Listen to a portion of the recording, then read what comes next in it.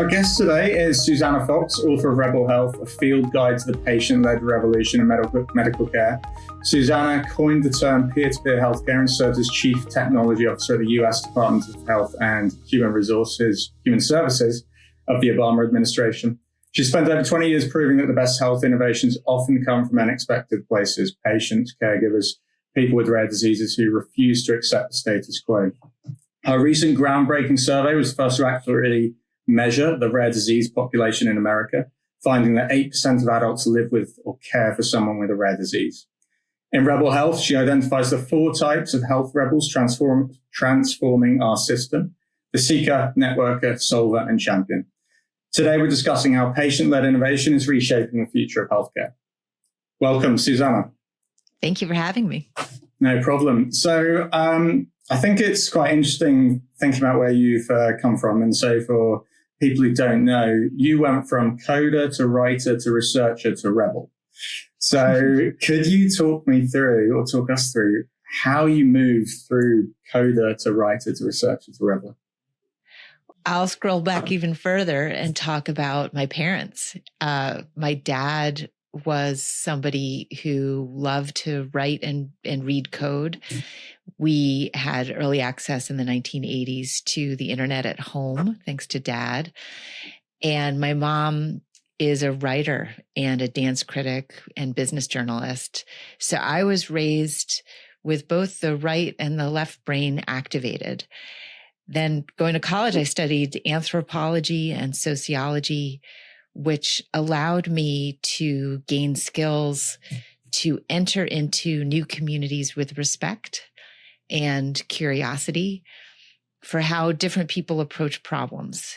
And so I've brought that orientation of creativity and technological courage from my upbringing into the work that I've done. I was also really lucky when I graduated from college. The internet was really new and you could learn how to code HTML and people thought that you were a wizard. And so I took advantage of that. And that's how I spent the first part of my career, building websites and falling in love with how the internet was changing the power structure in anything having to do with information. And obviously that's gone on to transform, or kind of it's fundamental to what you're doing today and what you're advocating today. So if we talk about the rebellious side, could you talk to me about Rebel Health? Well, I'll say again that I don't feel like I'm a rebel. I feel like I was a lucky anthropologist or journalist or researcher who was invited into the revolutionary spaces where people living with rare disease, people living with life-changing diagnoses were planning how to navigate the broken health systems that they found themselves in. These are people who, if they found a way through the maze, they would create a map and share it with other people.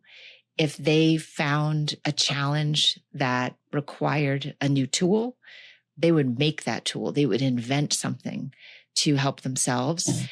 And what is really interesting is as my career progressed and I got invited into higher level conversations in healthcare, whether that's in the corporate boardroom or in the highest levels of government, what I found is that some of my colleagues who were leaders in these healthcare spaces, they were very intrigued by my stories of my rebel friends, but they didn't know anyone who was doing these daring acts of rebellion.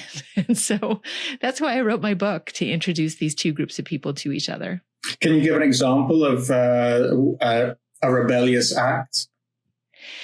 I love to talk about the people who hacked into their own diabetes devices because there's a movement, there's a hashtag called We Are Not Waiting. It's a hashtag on social media platforms. And that movement in insulin requiring diabetes spaces is one that represents the full stack of the patient-led, survivor-led, caregiver-led revolution.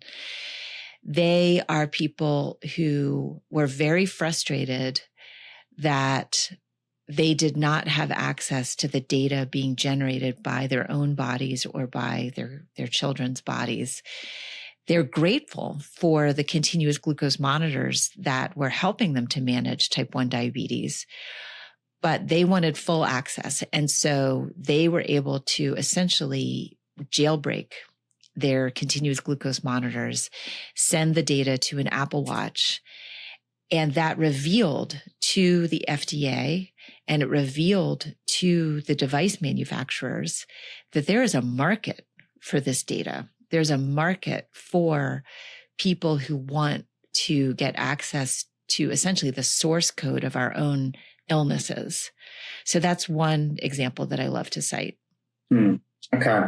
And so, I mean, that's an obvious example of the kind of the patient-led revolution that you're going down. Could you talk me through what does the patient-led revolution look like? Because you can have examples here and there, but what are you exactly looking to kind of transform? And you also mentioned, sorry, it's kind of two in one, but you mentioned the broken healthcare system. So how do they fit together?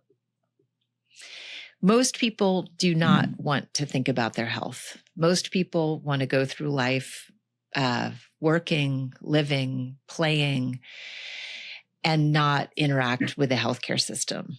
And then something happens. You are experiencing mysterious symptoms, or a loved one is experiencing mysterious symptoms, or something happens that immediately plunges you into an emergency situation. And what I am intrigued by as a researcher is how people react to that challenge, whether it is a creeping suspicion that something is wrong and you're not getting the answers that you need, or it's a plunge into the deepest, coldest waters of illness. And what I've seen in my research is that people react to that challenge in different ways. Unfortunately, some people accept the status quo. They accept whatever the system is giving them. And by the way, maybe the system is actually giving them the correct diagnosis and treatments they have access to that work and solve their problem. And that's great. If they find that their questions are not being answered, no one can tell them what's going on, or they've been given a diagnosis that is rare, people sometimes react by saying, I am going to go on the hunt for more information. I'm going to see what I can find. And those are the people that I call seekers in my book. Another way that people react is to try and find other people who share the same disability, the same challenge, the same diagnosis. And I call them networkers. Networkers learn in community. They pool resources. If they find something that works, they'll share it with everyone else. If they find something that is not working, they will also be that sentinel on guard for the community and let people know what's going on. Another way that people react, they bring the skills that they may have developed professionally into healthcare. Mm-hmm. So here I'm thinking about people who have been trained as engineers. That was the background of the diabetes device hackers who looked at this challenge and said, I think I know how to hack into this thing and get the data out. Another group are people who are artists, people who are musicians, people who think differently about how to approach a problem, and they invent a solution. Those are solvers. When I started writing my book, it was these three groups that I had in mind. I had done 20 years of field work, looking at all kinds of different communities, spending time with different types of patients and survivors and caregivers. And I had seen seekers, solvers, and networkers in action. But as I went back and did over 100 fresh interviews with people who had been able to take their innovation to scale.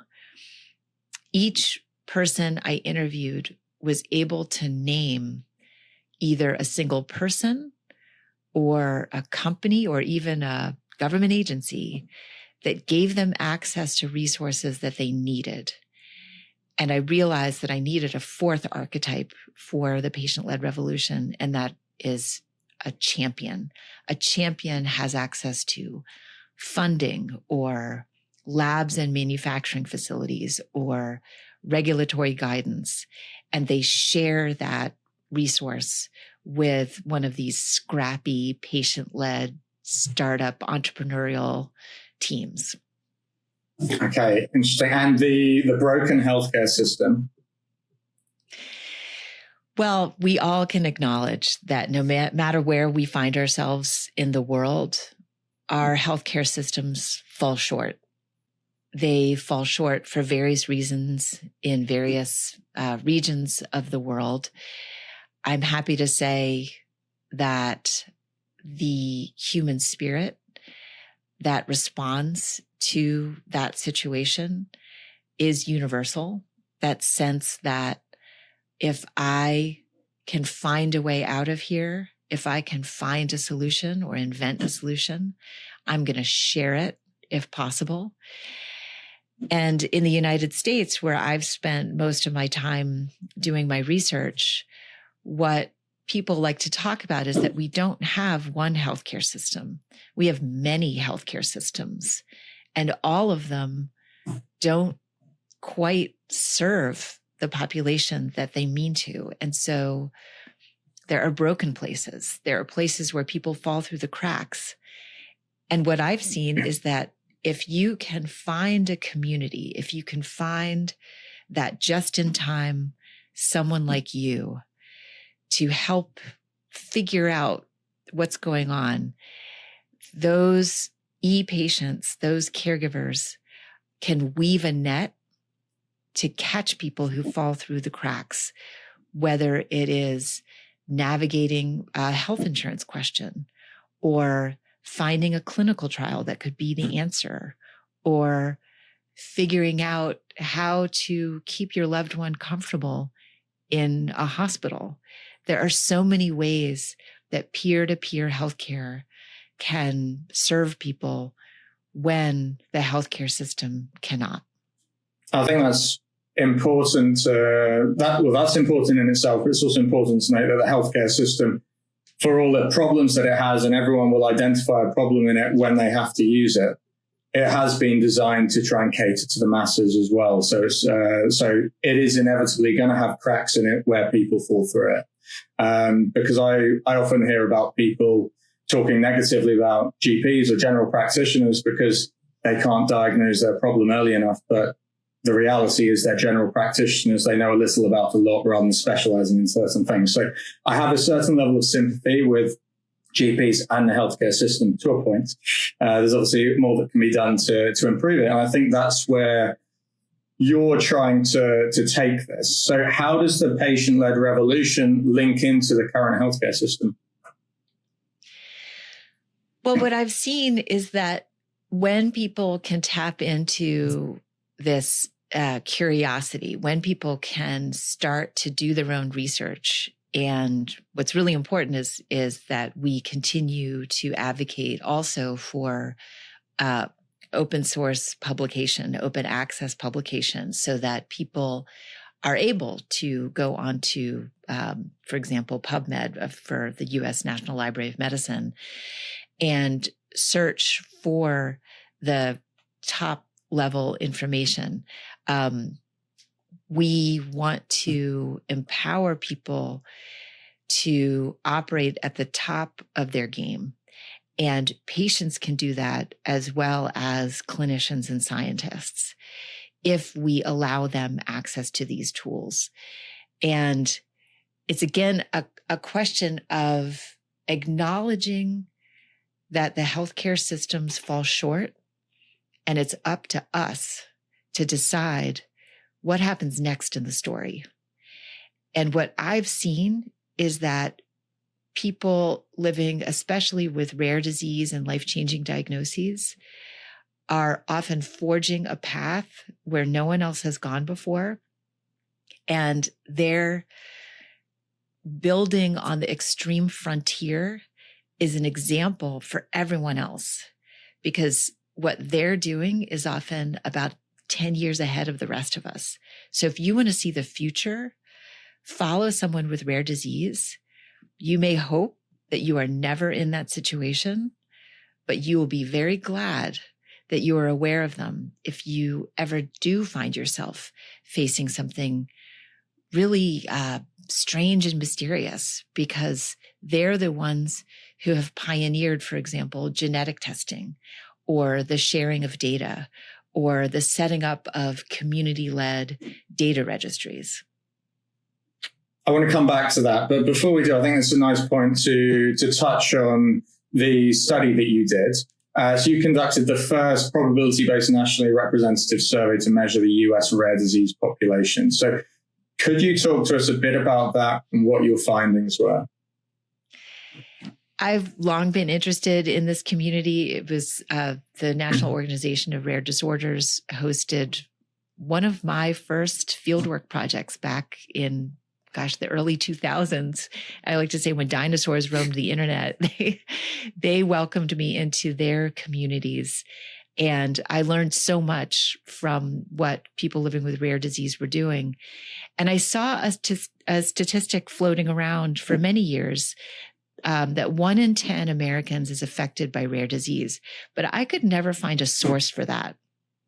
And a colleague of mine, Kristen Purcell, who now is at the polling firm SSRS, she and I had been talking over the years about fielding a nationally representative survey to see what we could find about that group, to add some demographic detail and some depth to our understanding of this very important sector.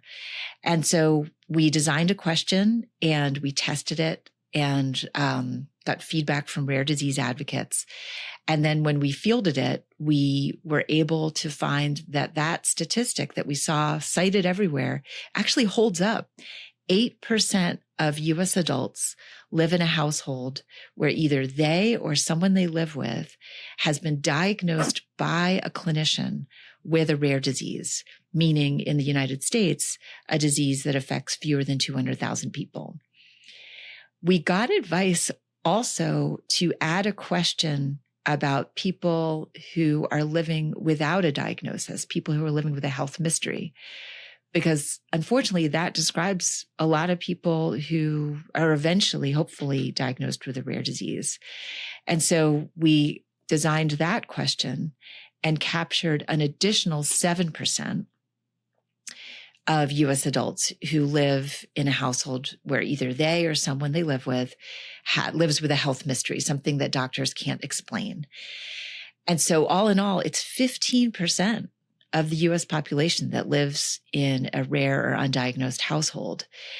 These are people who are more likely than other people to have in the past year seen a clinician via telehealth. People living with rare disease or undiagnosed illnesses are also more likely than other people to have gone online to find other people like them to, what I say, engage in peer-to-peer healthcare. They're also more likely than other people to have used an AI tool like ChatGPT or Gemini to learn more about a health condition or treatment options. And all of this illustrates what I have observed in my fieldwork, but had never been able to capture with a probability-based sample, that people living with rare disease and undiagnosed illness are pushing the edges of what's possible in healthcare. So that 15% figure is huge. And I think that's probably surprising to a lot of people, because when you hear rare diseases, as you mentioned, it affects less than 1 in 200,000. But there are so many rare diseases that exist that it makes it quite a high number. And it's not just those that have the rare disease, it's the family members and loved ones and caregivers that are impacted as well, which way you looked into the household as a whole. Exactly right. It's so important to acknowledge caregivers because 50% of rare diseases exist in babies and young children. And so it's very much a family affair. Okay, so what has finding out this statistic? What has this helped? How does this help? What will it lead to? I'm hoping that it leads to a brighter spotlight on rare disease, the opportunity to help this population by making sure they have access to all the tools and information that they need. I also hope that it makes people living with rare disease feel more a part of a larger movement, because they are. One of the findings of my fieldwork and my survey research that I always want to emphasize is that no matter what you're dealing with, you are not alone. There are people who would love to help you if only they knew how to find you. People living with rare disease are emblematic of the challenge of feeling alone. But with this data, I want to make them feel proud that they're part of something bigger, and to also know that they have skills that other people can learn from, that all of what they're going through can help people who are living with more common conditions. I resonate with this, not because I've got a rare disease myself, but I experienced paternal postnatal depression, which I didn't know existed at the time. And it wasn't until I started talking about it that I found that there were other people who had it, but they didn't know there was a name for it either. And there was something very liberating about knowing that, and just finding that there was someone else who you could talk to. So, and likewise, I've got a friend she's got PMDD, premenstrual dysphoric disorder, which affects 1 in 20 women. And again, not many people know about it either. And now she's trying to kind of create something in that space to help women with it. So not rare diseases, but I can completely see where you're coming from, and the power that generates as well. Can I just say, I love that you brought up postnatal depression and PMDD, because pregnancy, childbirth, reproductive health, these are all issues that in a lot of places we don't talk about unless things are going very well, right? So when someone has a joyful pregnancy that's typical and healthy, and they have a typical childbirth and a healthy baby, that's something that's very visible, very celebrated. And it makes the shadow of what is not visible and what is not celebrated all the darker, because of the brightness of the celebration of a typical healthy pregnancy and reproductive outcome. And when I was doing my research for my book, I started making a list of all of the areas of healthcare that are in this quadrant of invisibility, where people's needs are not being met. And I found so much surrounding reproductive health, so many issues around childbirth injury, for example. And it used to be, I would say, even just 5 or 10 years ago, I would have put menopause in that category. But now, at least in the United States, we had a Super Bowl ad about menopause. So right. I don't think we can count menopause anymore as something that's silent. And that shows what can happen when there's a social movement that demands visibility. And that's one part of the equation of the patient-led revolution, where you gather together and say, we are not waiting, as the diabetes activist said. You say, I am here. I deserve attention. We're not scientists. We're not going to invent the solution, but we are going to form a coalition and say to clinicians, pharmaceutical companies, medical device manufacturers, or the government. We are here. We are not ashamed, and we want solutions. Now, here we're talking about, so diabetes and menopause, obviously they affect a lot of people. So from a pharmaceutical company perspective and healthcare policymakers, they'd be quite sexy. There's something that a lot of people are going to get on board with. We know that money talks.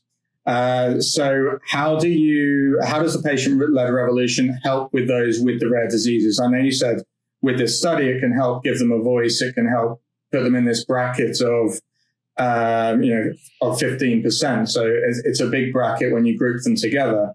But ultimately, the rare diseases themselves are rare and have very different things going on with each and every individual patient. So are there things that can be, are there commonalities between them that mean they can be grouped together as a larger group? Or does it still come down to that rare disease level? In which case, how do you bridge that gap between we've got 100 patients with this and pharma or policymakers that just flies under the radar for them and they don't care?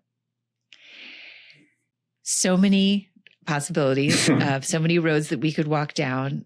I will talk about rare cancer, and I'll also talk about neurodegenerative diseases as a class. In cancer, there have been some really interesting developments in terms of treatments that were developed for something that is thought of as rare, that turns that cancer into a chronic condition and not a death sentence. And here I'm thinking of treatments for multiple myeloma, where a blood cancer that we've seen some wonderful strides forward in that allow a pharmaceutical company to create not only life, which is a great outcome, a longer lifespan, but it means that those patients are going to be return customers. And so that creates a market. There's also a drug called Gleevec, which was for a type of cancer that, again, was a fast-moving cancer, a death sentence. But then with the development of this miracle drug, that type of cancer becomes a long-term chronic condition, again, creating a long-term market for what looked like a very rare condition. I know that in neurodegenerative diseases, people with Parkinson's, people with ALS, they are gathering together to say, what are the ways that we are aligned, that scientists who are working on these issues can learn from each other and create the possibility of major steps forward if we share data, if we share resources. And that is an area that something that appears to be very rare can actually unlock something that is potentially useful for all kinds of issues, including Alzheimer's, by the way. What we as a society are running towards and not prepared for is the precision medicine future, where we now have, for certain conditions, a N of one matched treatment for one person or one condition that is extremely expensive. It could be over $1 million, but then it's a lifelong cure. So in the United States, we don't yet have a way of approaching that. For example, in our payment system, the government pays for a huge swath of healthcare with Medicare, which covers 65 and older, Medicaid, which, by the way, covers, I believe, almost a majority of babies and children in the United States, in addition to people living with disability and below the poverty line. and our VA system, which takes care of all our veterans. So how are we, and then the employee sponsored, employment sponsored healthcare. How are we going to make decisions about paying for these treatments that scientists are bringing forward at a faster and faster pace? What I'll say is that my book is about the treatment revolution and not about the economics of healthcare. There needs to be a broader public conversation about the economics of healthcare, even as we run towards this hopeful future of precision medicine.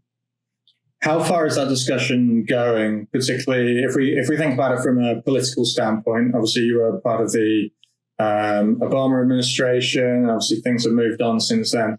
How is this? Yeah, how's it moving in the policymakers' areas in terms of funding and accepting the patient-led revolution as well? Well, unfortunately, what we're seeing are cuts to programs both domestically and internationally that would support this cutting edge science, as well as access to vaccine and cutting edge treatments. So at the level of discovery in the government, the current administration is cutting that funding, and that will be a setback, a generational setback in terms of the discovery that we need for both rare and common conditions. On the payment side, we also are, people are making the best decisions that they can in terms of choosing health plans. And what we see is a demand for these miracle drugs, but you could have one health insurance company pay for that miracle drug and then not reap the benefit if that subscriber then moves on to a different health insurance company a year later. And that's why other healthcare systems in the world that have a single payment model could reap the benefit. We also have a significant problem in the United States that because of our patchwork quilt of payment systems, the drug companies set their prices differently than they are allowed to set in Canada, in Europe, and other places. So we in the United States are really between a rock and a hard place when it comes to this conversation. Sure, it sounds it sounds pretty hopeless, really. But I use that word deliberately because I know you use the word hope in your book as well, and I'd like to come on to that. But there's clearly a massive disparity between what needs to be done in the patient-led revolution and the money that's involved, and yet instead of that coming closer, that gap getting bridged, it sounds like with the cuts, it's taking it further apart. So if we bring that back to hopeless or hope, because you had someone in your book, Nell Minow, said hope is as valuable as a cure. Yeah, that was actually, so thank you for bringing up, you're talking about the Mobius syndrome community. And I was introduced to that community through Nell Minow, who had an uncle, Bert Minow, who lived for many years not knowing anyone else who lived with this condition, which presents as full facial paralysis. And by being welcomed into that community, I found people who, indeed, there is no cure for Mobius syndrome. It's a paralysis of the 6th and 7th facial cranial nerve, and there's nothing that anybody can do. And so community becomes the most important thing. And actually, that quote, I believe, is from a young woman who lives with Mobius, Natalie Abbott, and I remember sitting in the audience when she spoke at Stanford Medicine X, which is a conference that's held at Stanford University, where patients are equal to the clinicians and scientists on the planning committee. And Natalie spoke about how, although there is no cure, hope is as valuable as a cure, because she, as a baby, when she was born, her parents knew nobody. She was the only child in the state that she lived in the United States that was diagnosed with this. And yet her parents were able to go online and find the Mobius syndrome community and learn how to feed a baby that can't put its lips together to suck on a nipple, either a breast or a bottle. And 100 years ago, these babies would have been abandoned. You were told to put your baby in an institution. But because of community, people with Mobius syndrome, babies and children, understand that they can live a normal lifespan. And they don't have intellectual disability, which people often assume. And so, yes, I still think there are pockets of hope. And my dad was diagnosed by his therapist as irrationally optimistic. And I think that we're going to find in the future that that's genetic, because I also identify as irrationally optimistic. Now, I will say it's being challenged these days, but I do still have hope. And so if we think about the community aspect and how important that is, it's pretty easy to find communities these days with the world of social media and Facebook groups and all that, Reddit communities as well. But how do you know the information you're getting is good information, not bad information or misinformation? Thank you for asking that question. It's so important. I like to think of the online conversation like a river, and you may dip your cup into the river and pull out fresh, clean water, or you could pull out polluted water that somebody just upstream had dumped a bucket of chemicals in. And that is what I think about in terms of someone posting misinformation or disinformation, whether it's on a Facebook group, a subreddit, or elsewhere. And I'll note that misinformation is information that's incorrect, that's posted by mistake. Disinformation is on purpose. Someone is trying to fool you. Someone is trying to lure you into doing something that is not good for your health. And both are a danger. The way that I have learned from people in communities to guard against this is to make sure that a community is healthy. There are lots of people who are looking at the messages being posted, because the antibodies against incorrect information will therefore be strong. There have been studies done that show in a healthy, vibrant community, misinformation is either taken down or downvoted or commented upon or corrected within a few hours. And the other thing that I've observed is that people who are facing serious health challenges take their research seriously. They will maybe see something in a Facebook group, but they'll want to fact check that either in published literature or with their clinician. And that's the right practice, to always get multiple sources, make sure something is up to date before you actually take any action based on something you read online. Sure. I suppose it could be, it's one thing having a healthy group where you've got a larger pool of people, but if you come down to, say, the Mobius syndrome, for example, and it might only be 100 people in that group, it might be a little bit harder to to fact check these things. And I mean, I had no idea disinformation existed. That shocks me. Do people go onto these rare disease forums and they just put lies out there? Well, so I can't speak to specific forums or where it gets targeted, but there is unfortunately disinformation. We see it in politics. We saw it in the last election, and it's also going to speed up with the ability for artificial intelligence to create a very good video and voice print and have it sound like a well-known scientist is endorsing something that is actually bad for you.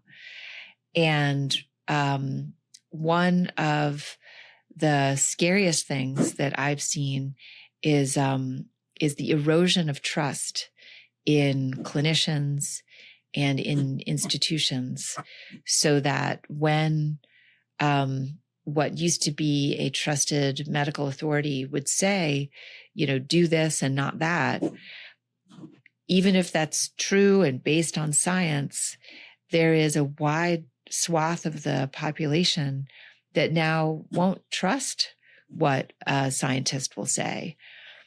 The Edelman Trust Barometer is a wonderful international survey that looks at this issue, this erosion of trust. They've been tracking it, for at least 10 years. And this year, for the first time, it found that peers were more important than any other source, which in one way I was happy about, because that's what I've been saying for a long time, that in the communities where I've spent time, peer-to-peer healthcare is incredibly important. And yet, where I've spent time, people are also pro-science. They're pro-social and pro-science. And what the Edelman Trust Barometer found is that the anti-science voices are starting to gain ground. Right. So where does that leave us if the anti-science voices are starting to gain ground? We start to see an erosion of herd immunity in unvaccinated populations, as we're seeing with the resurgence of measles. And we start to see people not necessarily going in to the clinic when they need to, and instead trying to deal with things at home and dealing with a serious illness like cancer by pursuing dietary changes or homeopathy, which can be part of a treatment. But if you have something serious, for the most part, you should take it seriously and listen to the scientists. Okay, I've got a whole bunch of things to talk about off this. So I'll go with the first one whilst I remember. Okay, so biohackers and people who create their own treatments at home. Now we're talking about populations, so particularly if we're talking about rare disease populations where their diagnosis may take a very long time. If it comes at all, it can be very difficult for them to deal with. They find that people don't necessarily listen to them. This is what I've heard because I speak with patients quite a lot. So I know that exists, and they essentially feel gaslit and that no one's trying to help them. What is the role of biohackers and people creating their own treatments here? Is that what you're talking about as part of the patient-led revolution? Or to me, that sounds a little bit dangerous. Biohackers have always been with us. There have always been people who want to optimize their health, who are doing N of 1 experiments. At one end of the spectrum are professional athletes. These are people who are tracking every aspect of their health to optimize it for performance. And that can go towards dietary supplements, that could go towards sleep, that could go towards training. At the other end of that spectrum are parents of children with rare diseases. I interviewed one dad of a child with rare disease who was pursuing some N of 1 experiments. And he said, in my house, I am the FDA. And what's very interesting about that is that in the United States, the FDA regulates all drugs, food safety, medical devices, and they oversee and have regulatory purview over any commercial application. They actually don't have any regulatory authority over a mom or a dad or a professional athlete who is taking some of this stuff into their own hands. Now, this can be rather benign, like tracking how your baby sleeps and when was the last feeding and how awakeful they were during the day, and then how did they sleep at night. So that's a very benign use of biohacking. Trying to figure out a daily schedule that works. And there's, in my book, I talk about this discipline called personal science. And if listeners are interested, I highly recommend looking at the work that's being led by a researcher named Gary Wolfe, who helped start the quantified self movement. And what he and his colleagues noticed many years ago is that there were people who were using whatever instrumentation they could find to try and optimize their health. And again, it was everything from professional athletes to people trying to solve a health mystery. I think that we all should have some personal science skills so that when we are hit with an unexpected symptom or we have a new health goal, we have some language, we have some understanding that through our own tracking, we can actually contribute to the conversation when we do engage with a clinician. Okay. So could you just talk me through what do you mean by personal science skills? These are observational skills. Scientists, that the base of scientific practice is observation.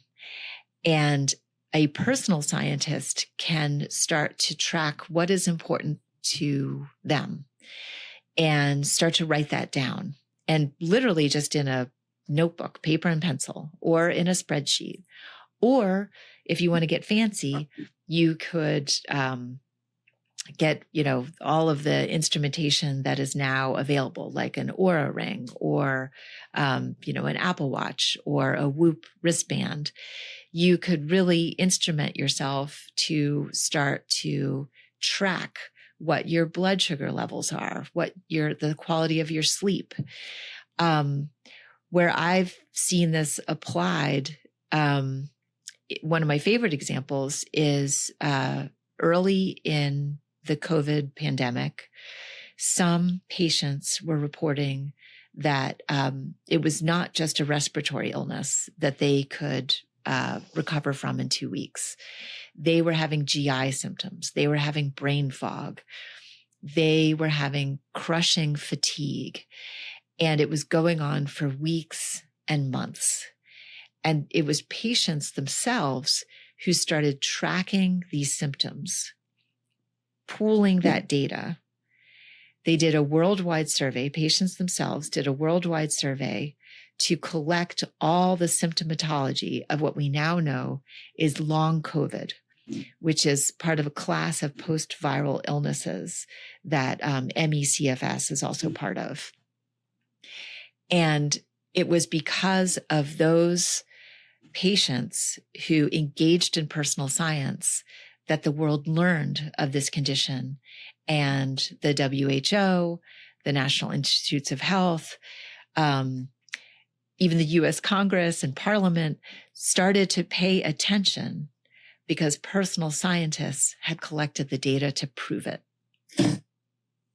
I can't disagree with anything you're saying because obviously it happened. What I'm thinking of, though, is that this was something that was created out of a crisis. And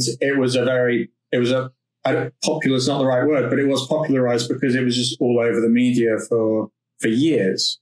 So it almost makes it impossible for that data to be ignored. But if you take it back to something that isn't like that or isn't diabetes and affecting millions, then it's got a whole different, you've got to leverage it in a different way. And I think that comes back to your matrix of the four people, perhaps, where you've got your seekers, networkers, can't remember the third one, and the champions, and where you need those presumably. But it's going to be a much harder work with that smaller group of people and where there is no crisis, even though that patient population, they're in their own crisis. You said it. It's a crisis for you personally or for your family when you or a loved one is experiencing mysterious symptoms, when someone is in pain and it seems like nobody can help. That is a crisis that demands attention. And some people, what I've seen is that some people ask for more information. They demand more information. They recognize that nobody is collecting data. And so they decide to collect data themselves. And in some cases, they recognize that there is no mainstream treatment. And so they go and they look for experimental treatments.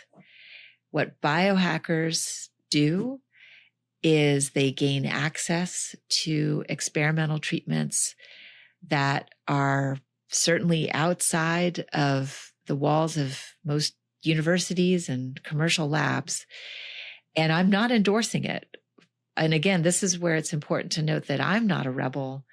I am a lucky anthropologist who's been invited into those spaces to bring a report back from the frontier and say, this is happening. This is available to people if they need it. And it's available to scientists who are curious about what's happening on the frontier, even further out than they have dared to go. Because someone who is desperate, someone who feels alone and isolated and invisible and their needs are not being met, they may take chances that a mainstream clinician or scientist will not. Is that a problem?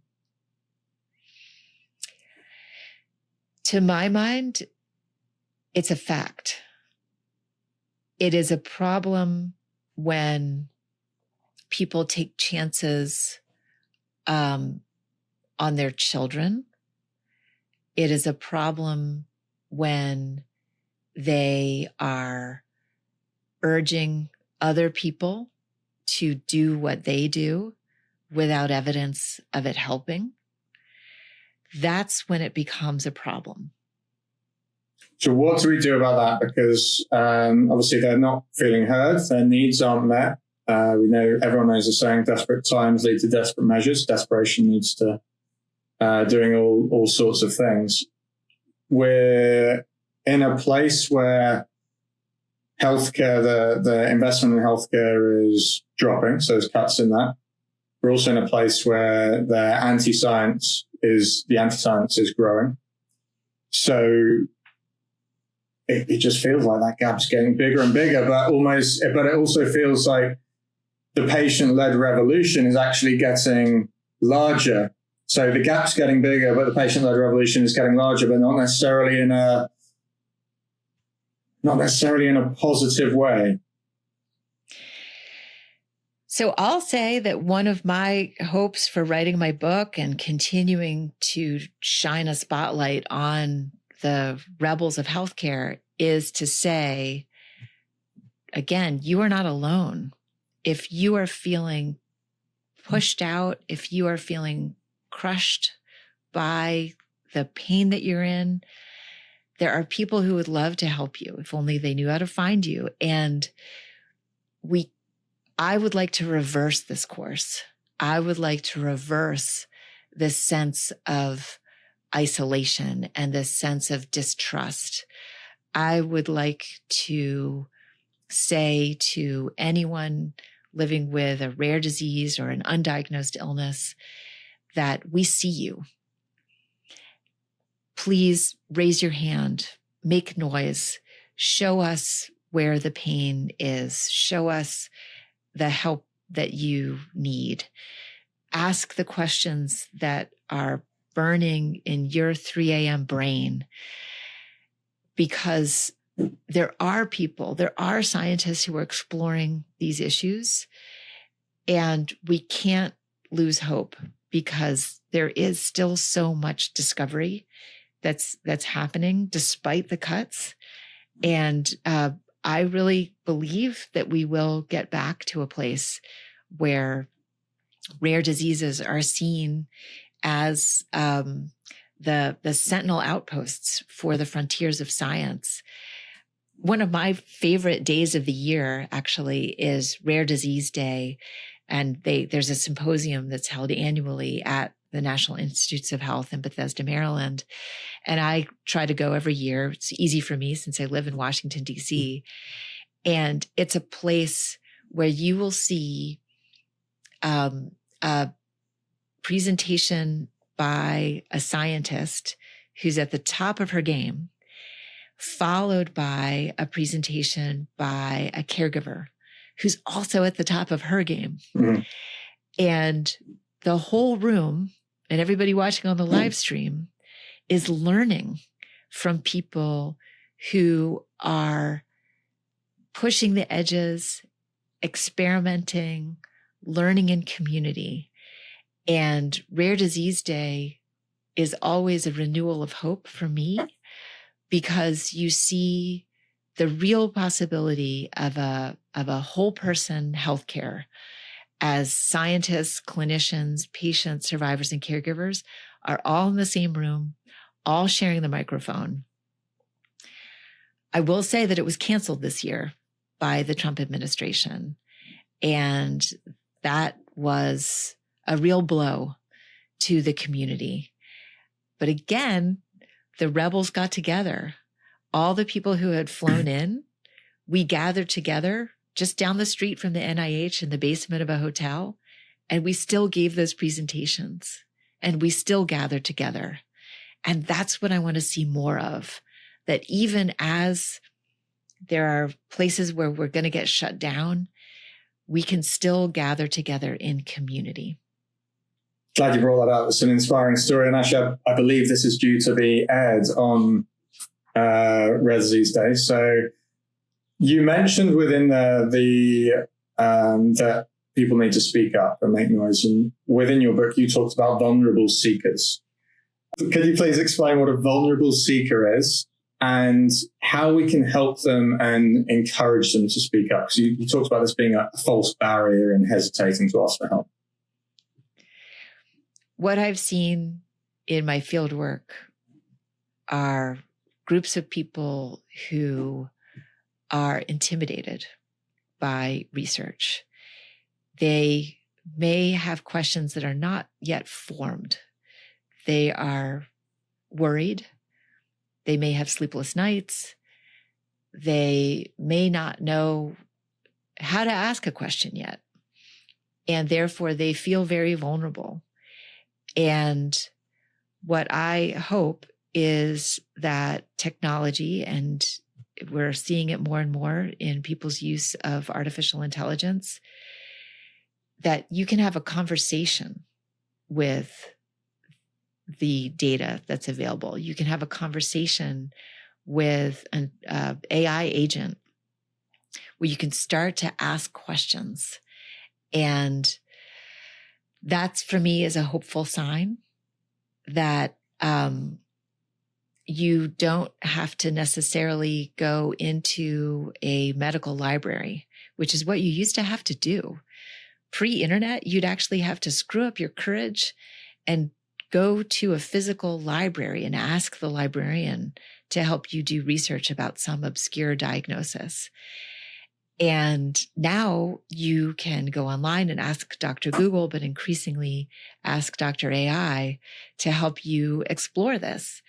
That's particularly important if what you're dealing with is somewhat embarrassing, or you might have some shame around it. It might not be something that you want to stand up in your faith community and say that you're dealing with this.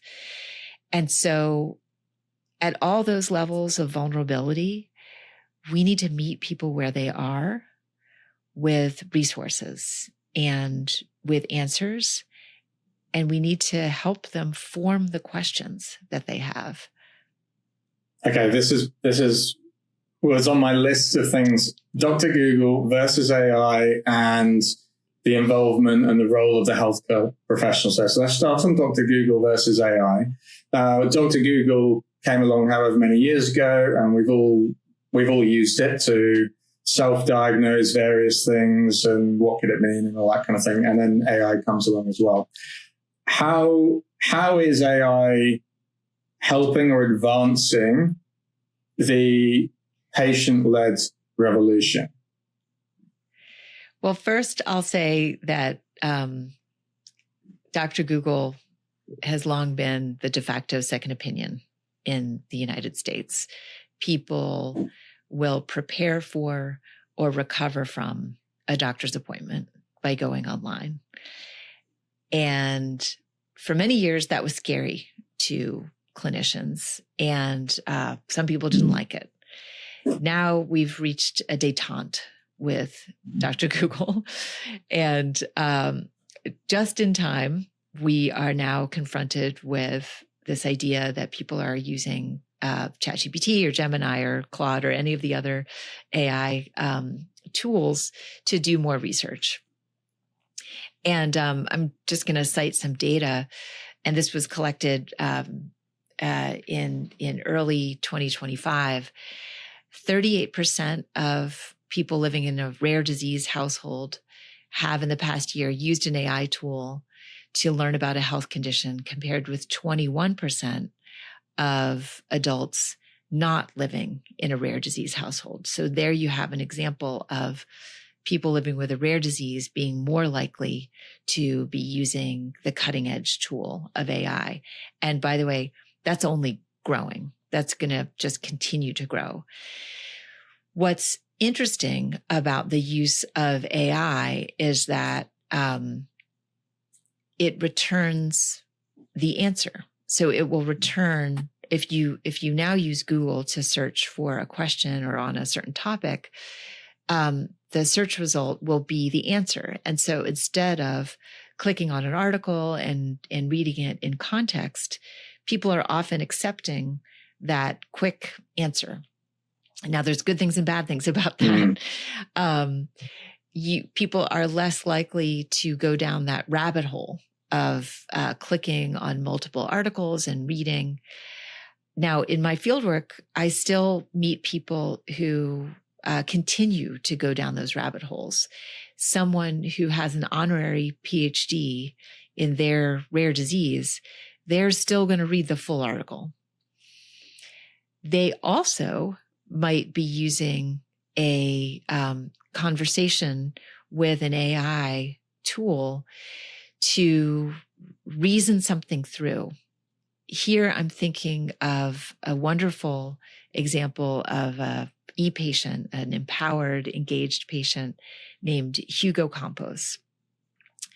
I featured him in my book because he was somebody who was living with a heart device, an ICD, and he realized that he wanted to get access to it. And so he went to school to become an ICD technician. He's a real geek. He's a true geek who was going to do anything that he needed to get access to the data that he wanted. And so he went to school to become a technician with one client himself. And he has gained access. He is now using AI in a very interesting way. he talks about how he uses AI not to find answers, but to help him think. Mm-hmm. That's the best advice that I've heard yet, that you should use AI to help you reason through a question. And you can actually, for example, say to one of these agents, please play the role of a scientist at the top of their field as I ask you this question. Or if you, for example, are living with a dermatological issue, please play the role of a board certified dermatologist as I ask you the following questions. And that helps tune the AI. I'll just say one more thing that I'm super excited about. I am super excited about the translation that AI offers, that right now we are limited by the languages that we speak or read. That won't be true in the future. I know of people who found the treatment that they needed in a journal in Dutch. They don't speak Dutch, but they were able to find a translation for it. And that's the possibility that I am really excited about. Yeah, I can imagine, particularly in the States where you've got such diverse cultures. And I've heard of the language barrier being an issue just with speaking with healthcare professionals as well. So if we think about AI and Google, I'd like to talk about it in relation to healthcare professionals as well, because I have seen in my own work that people were initially skeptical about patients doing their own research on Google. And now they're skeptical about doing their own research with AI and bringing it to them. But there are some people who actually actively encourage it as well. So there does seem to be more of a shift now. From a healthcare professional's perspective, or maybe from the patient's perspective, when they're going to see a healthcare professional, how can they present this information that they've found to their healthcare professional in a way that doesn't seem like they're biasing, might be the wrong word, but essentially they could be biasing what they've been experienced or because of what they've found through AI, and it therefore could influence the healthcare professional, the specialist's opinion on what is actually happening. And I'm seeing in my own work in a lot of areas where when there's a gray area on something, AI is removed, whether that's a diagnostic tool or whatever, and that's where the specialist really comes into their own, and they continue to hold on to that specialty because AI doesn't quite do it all yet. I've seen it lie to me. It happens. So how do you tackle that one? And because this equally could feed into the anti-science thing, whereby a patient has read something, they go in, they explain something, doctor says something else, and they're like, no, I don't feel like that. Or, yeah. I asked this question of some expert patients and caregivers, and what they shared with me is good advice, I think, and that is use online resources. And this goes towards whether it's going to be Google, whether you're searching PubMed, whether you're using an AI tool. Use those online resources to create the best set of questions for your clinician that you possibly can. Try not to go in with a closed mind or assumptions that you know what the answers are. Go in with questions. And if you are dealing with a clinician who is hostile to outside research, a lot of patients don't have choices about especially in the zone of a specialty. They may have to go see that neurologist who's kind of a jerk, but is at the top of her game. So go in with questions, because very few clinicians are disturbed or offended by a very good question. What I've also seen is that clinicians appreciate it when a patient or a family goes in prepared for an appointment. They don't have to spend the first 10 minutes explaining the mechanisms of this disease. The family has already read the articles, has already understood, what this diagnosis means for them. And they can skip over square one and maybe square 1 through 5 and get to the higher level conversations about, okay, what are we going to do next?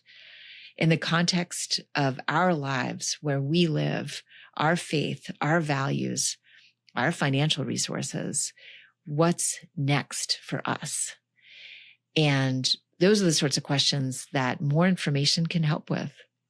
I suppose that's for people who've already got the diagnosis. If you think about someone who's just having the symptoms, or most likely they've been having the symptoms for months before they really realize it's a problem. Can it help with the diagnoses as well? Are we seeing an acceleration in the time it takes to diagnose a rare condition with the advent of Dr. Google and AI? So this is, again, a situation where we're starting to see a divide between people who are leveraging the technology for all it's worth and those who are not. I've read stories about people who were struggling with mysterious symptoms, or their child was struggling with mysterious symptoms for years, going from doctor to doctor. Nobody could explain it.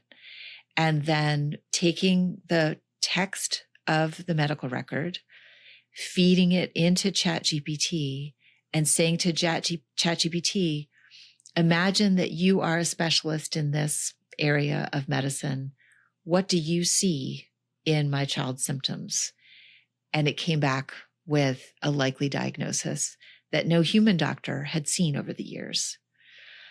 Because of bias, because of not looking closely at that test result, for whatever reason.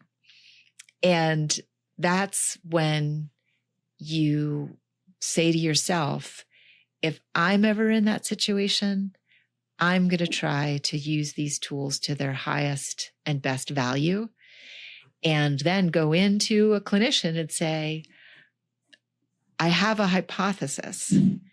And then happily, in the story that I'm thinking of, that mom of a child with a rare disease was able to connect with a surgeon who not only could confirm the diagnosis, but also perform the surgery that alleviated that child's pain.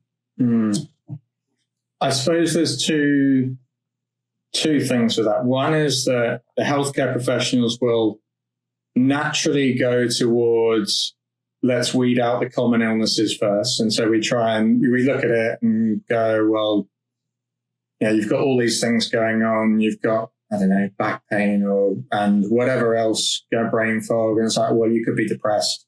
And so they go down these different routes first before eventually getting to a narrower diagnosis. And that's typically how we do things as a society. We go into a big funnel and then we gradually filter down into something narrower. So there's that element to it. So I do understand it from that perspective. And I'd like to think that if you go in prepared, like you're talking about, it could maybe get you to that narrower point quicker.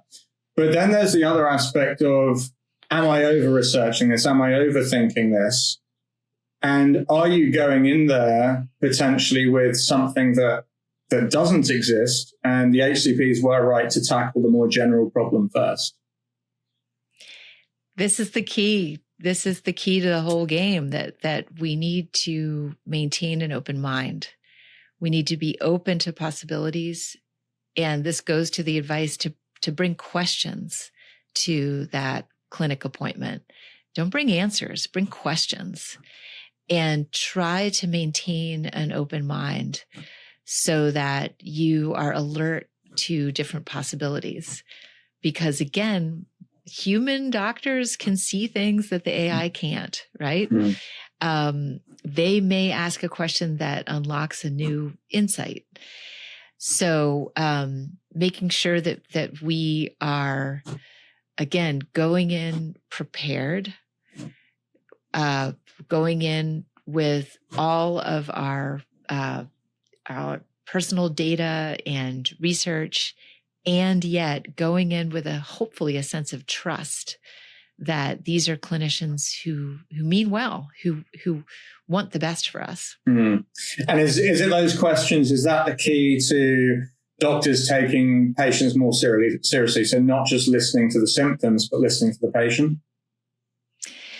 That's what people have shared with me, that there was a breakthrough in their treatment when they were able to present data and or ask a question that triggered something in the doctor's mind to say, aha, I this does make sense in this new way.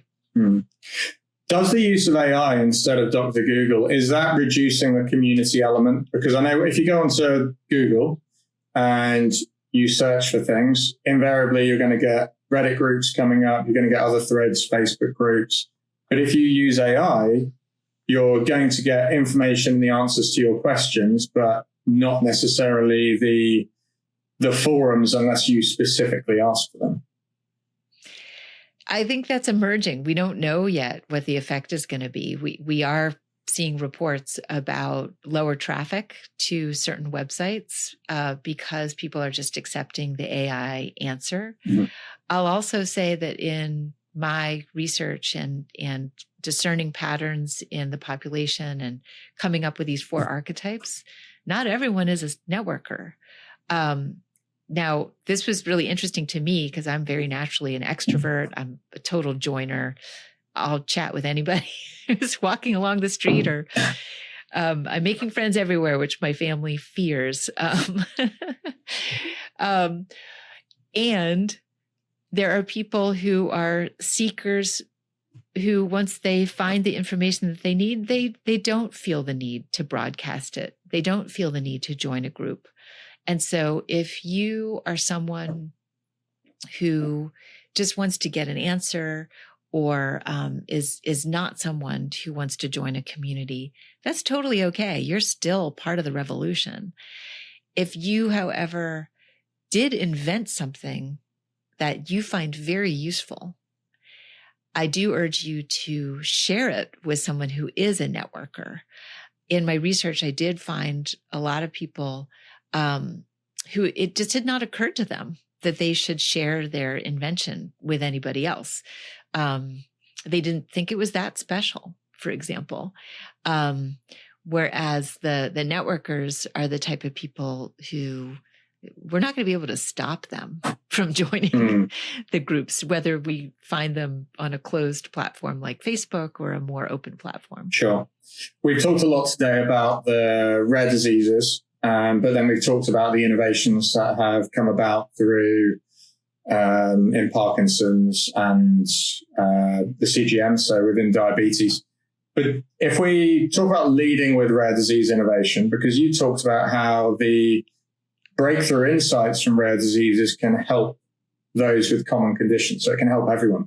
So how can studying the rare diseases yield these insights to benefit the masses? In multiple ways. For example, when we look at how people living with rare disease form communities, that is an example for the rest of us. That's at just the base level of what rare disease has taught us, that when you form a community, you are going to be able to help each other and weave that net to catch each other as you fall through the cracks of a broken healthcare system. At another level, people living with rare diseases are often quite daring, and they are willing to take chances, like posting their data online or contributing their data to a commons, like a community-led data registry. That's something that a lot of diseases and conditions can learn from. The sense that patients themselves know what's important to them. And therefore, researchers should learn from that. When researchers are looking at targets for clinical trials, for example, they should talk to the patients and families about what they observe about the trajectory of a disease. And therefore, scientists will be able to recruit for clinical trials much more easily and quickly if a community understands that they had a hand in designing the research questions. That's something that was really pushed forward by the rare disease communities. The use of genetic data is something else that the rare disease community was very early on, that we're now seeing a longer tail of influence. Wherever rare disease communities are heading, that's where people should follow to see the future faster. We also see that the solutions that one community could come up with could have salience in another community. And that's whether it is a drug that's developed for one instance turns out to have salience for another rare disease, or whether it is a certain device, like a device that helps someone with low dexterity or low vision, or dealing with chronic pain. There are some overarching symptoms and life situations that happen with rare diseases that we can learn from these different solvers in the community about how they handle things.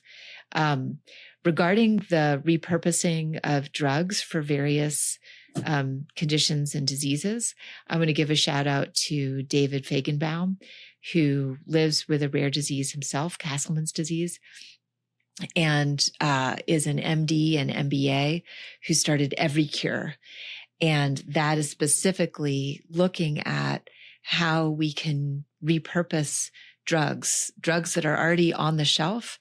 And he and his team are using artificial intelligence to look for ways that rare diseases that currently have no treatment could use something that is actually already on the shelf, and creating a match between those two.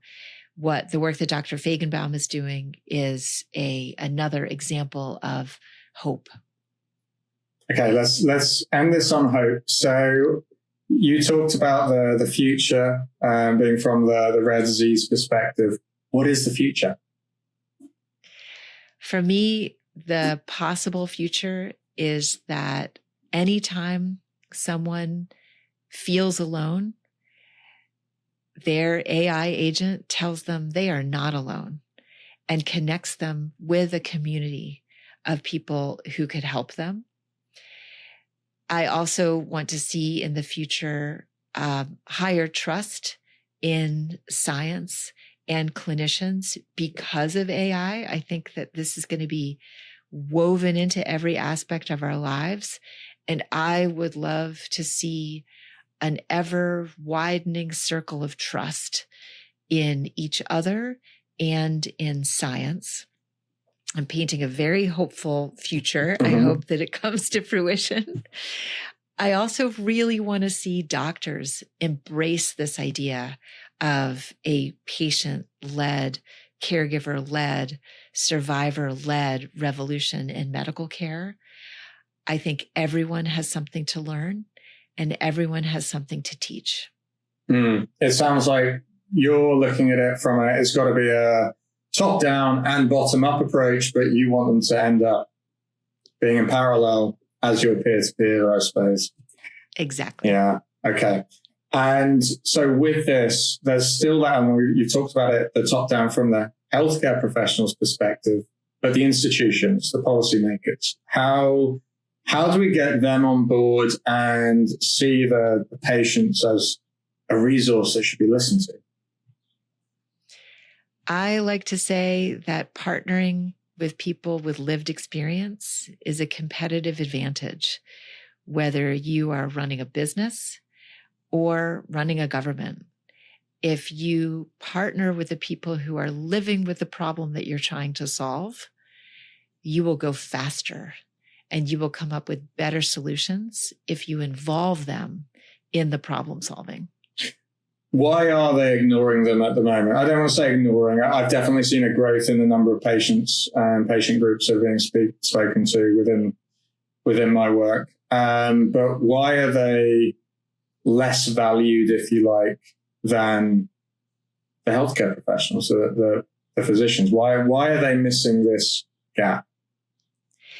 In my experience, leaders, once they are told that people are engaging in research, once they are told that there are people who are inventing solutions, once they become aware that their mission is aligned with these rebels of healthcare, they do want to work with them.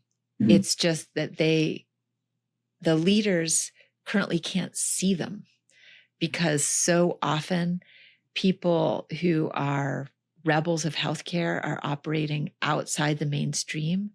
They're operating under the radar. And one of the reasons I wrote my book was to help people step into their power and to see that their missions are aligned. It was part of why I describe the different archetypes: seekers, networkers, solvers, and champions, so that a leader can say, here's a situation I'm facing, and I could really use some networkers to help me. Or I have a product launch, but we're not sure that it's actually the exact right thing that we need. Maybe if I had a team of solvers with lived experience, they could help make sure that this device is actually really going to be useful. And that goes toward every aspect of both the business side of healthcare as well as delivery and policy. And with that, I know that in your book, you talk about Amazon reviews being one of the big things to identify what's working and where there are still problems, and that could be utilized to make various things. But obviously, it isn't. In the healthcare field, do they use that? And is there any way you can leave reviews about specific medicines and prescription medicines that you're using? It's a great question. There have been companies that have tried to create this sort of Amazon review. It's still very much locked into online patient communities, where if you have access to an expert community of patients, you will likely get more interesting insights about a certain drug that you have been prescribed. Because right now, it is a black box. It's just something that you are given. And you might have choices that are currently invisible to you because you have not yet been able to access the insights of those networkers. Mm. Okay, so what's your call to arms? What's your mission? My mission is for everyone to step into their power, to recognize that patients, survivors, and caregivers have insights to add to every level of our healthcare system, from discovery to regulatory oversight to delivery. And this goes from birth to death. The more information we have, the more access to data, the better. Who's it most important that this message reaches first? For me, it would be all the people who currently think they have no power, who think, I can't affect change. You can. You can start in small ways to do your own research, to ask the questions that are important to you, to track the symptoms that are vexing you or your loved one. You need to step into your power. you can create change. And so I've got final 3 questions. So if the future of health is peer-led and patient-powered, what role do you hope people living with or working in rare diseases will play in shaping it? I hope that people living with rare diseases are recognized for the brave, pioneering work that they historically have done, and I believe will do in the future. They should be seen as the leaders, the sentinels, the scouts of healthcare. For someone listening who feels powerless, whether they're navigating their own diagnosis, supporting a loved one, or pushing against the unyielding system, the unhelpful system, what's one rebellious act of health they can take today that might just change everything, or just one thing? Document what you're going through so that when someone asks you, you are ready to describe it in detail. That's the beginning of solving any problem. Documentation and detail. What question should we all be asking more often when it comes to our health or the health of those we love? It's a very good question. What I often have heard people say is that they need to ask,